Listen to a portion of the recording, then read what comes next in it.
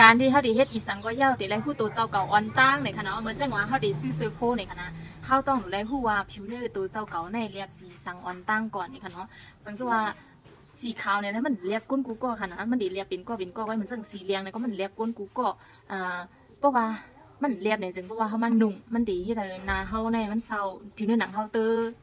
มันจังหวะมันเตอเศร้าเลยมันคือจังไหนคณะสังจะว่ามันมาเรียบผิวเนื้อหนังเขาเนี่ยตูเขาเนี่ยมันตีคือเลยมันเหมือนทางว่าตูเขาหนุ่มมากจังเลยค่ะเนาะสกินแคร์เขาต้องหนังนั้นหูผิวเนื้อหนาปัญหาตัวเจ้าก่อนได้เป็นจังหือเฮกว่าซื้อสกินแคร์เนี่ยจังมันเฮ็ดให้ผิวเนื้อหนาเขาหลีขึ้นมาเห็นกามันดีเฮ็ดให้หนาเขาแพ้เนี่ยค่ะเนาะมังซื้อในเปลี่ยนไว้นาสิวเนี่ยก็มันตีมีไว้สิวอีสังในก่อนคณะตั้งเป็นปัญหาสิวเนี่ยก้อนหนึ่งในก้อนหนึ่งมันเหมือนกันคณะ history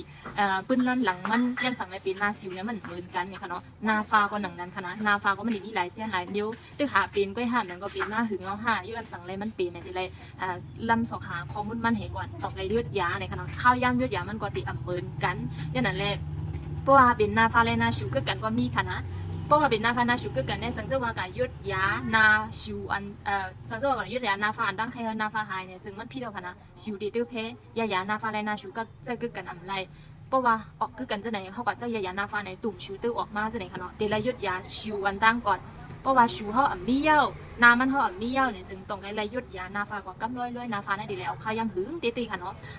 น้องหมอกันเขาลาดไว้ว่า3 เดือนค่ะนะนาฟ้าในตีไรใจตื้อกูวันค่ะนะคิมกันแดดลองอย่าเซเบิลที่สุดเห็นค่ะเนาะคิมกันแดดตีไรตาบันกูวันค่ะนะถ้ามันกลุ่มทนตาบัน1 วัน 2 ปอกก็ดีนะคะนะยันบอกว่าคิมให้เหลียดได้มันดีให้กังปันไรผิวเนื้อหนาเขา3 ชั่วโมงจะไหนก็ค่ะเนาะเพราะว่าป้น3 ชั่วโมงก่อนเนี่ยมันตีให้กังปันไรผิวเนื้อหนาเขาไรดีเอาในค่ะนะเพราะว่าเป็นหน้าสิวซ้ำมังเสื้อซ้ำเพราะว่าตาเย้าใหญ่ๆมันเข้าดัง1 เตาเว้มันหันว่าผิว